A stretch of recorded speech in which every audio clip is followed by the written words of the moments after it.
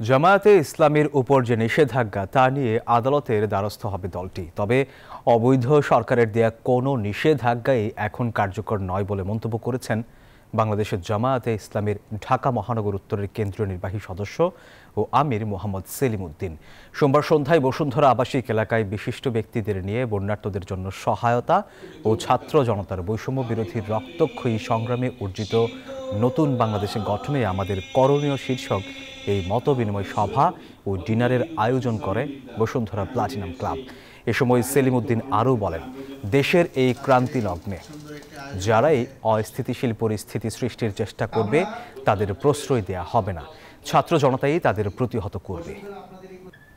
কোন রাজনৈতিক দল নিষিদ্ধ হোক এটা আমাদের চিন্তায় নেই। আমাদের ওপেন ডেমোক্রেসিতে পার্টি বেশি থাকলে সুবিধা, কিন্তু আওয়ামী লীগ যে অপরাধ করেছে